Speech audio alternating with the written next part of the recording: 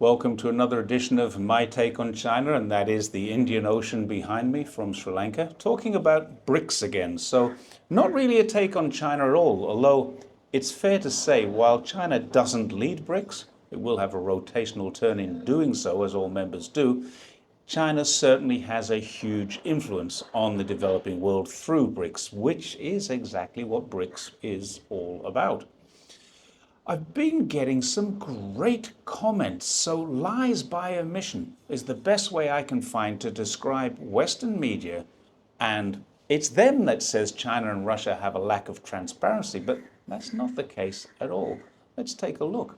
As a result of my last video, many great comments came in, and some criticism too, and that's also fair enough. Many people in the world have absolutely no idea what BRICS is, and see it as some kind of a failure. Nothing could be further from the truth. Let's take YT's, or YouTube's self-proclaimed chief critic, as he calls himself. And he said, and I quote, "You should take your head out of the sand," that's me, "and stop talking such nonsense and misleading people. Briefly," he said, "BRICS is part of China's plan to increase its influence and power in the world by making use of the resources of poor countries who hope to get their hands on some Chinese cash." Well, yeah, that's right. That is right. So I replied, and again, I'll quote my exact reply, quote, "Briefly, you're talking out of an orifice that you should be sitting on." I hope he got the meaning of that. I went on. "Do you think Russia and India would sit by and watch as China attempts to become another hegemon to the underdeveloped world? Personally, I don't think that's a possibility." I went on. "Do you think that the developed world doesn't have the brains to understand clearly what has happened to them over the last 400 years of colonization, exploitation, and enslavement? Do you think the leaders of the developing nations are as stupid as to allow another 400 years into the future of entrapment into debts, enforcement to purchase US dollars just to buy products from their neighboring African, Latin American, or Asian countries, and more ongoing control of their vital infrastructure by US corporations? I don't know where this person lives or where he comes from, or she maybe, but head in the sand is not a way to describe me. It's very much a way to describe what it is that person is suggesting by this comment. So moving on from that, another great comment that I got came from someone called Peacelander7315. And it was a great question in a comment. "Hi Jerry, President Xi stated that a world governance system will promote peace. It will promote equality, transparency, and accountability for mankind. Is he talking about a one world government, early stages of development?" That was the first question. "And how do I feel about a one world government? Please give me an honest answer, or honest opinion, and a reply." So here is my honest opinion. We have countries and nations as well as civilizations. The borders will change from time to time, as they always have, but there will always be countries, at least in our lifetimes.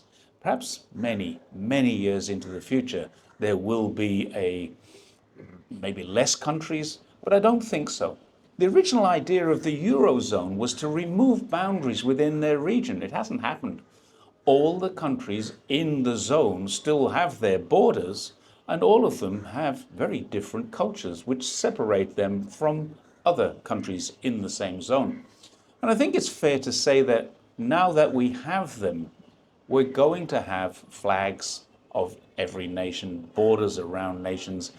We've always had cultures within nations, and I can't see that changing.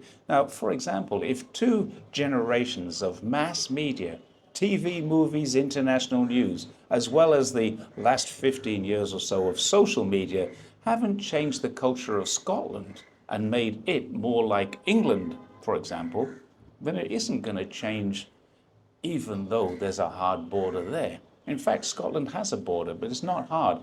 It's definitely still a border. It has a different flag, but it has a considerably different culture, accent, and even language.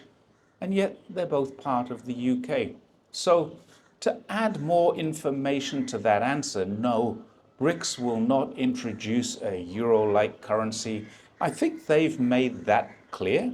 BRICS isn't attempting to change borders, change regions, change cultures or boundaries.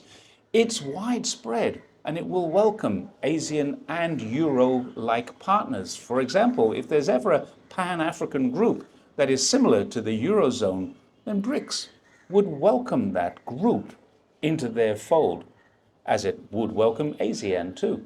I'm sure it would welcome the Eurozone into BRICS as well.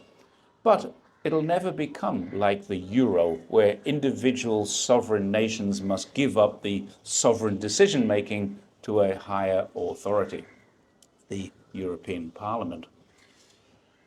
In a few years, people, mostly in the West, who are consumers of Western-influenced media are going to ask themselves first, why didn't we know about this? And then the BBC et al.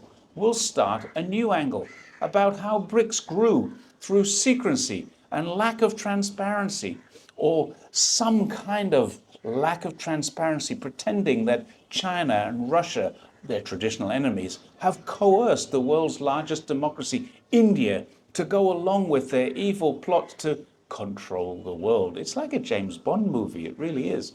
The fun I'm looking forward to is how the BBC and all the others will explain how all this happened in plain sight and they neglected to tell people about it. Those of us who know already know. We're talking about it, but getting suppressed when we do.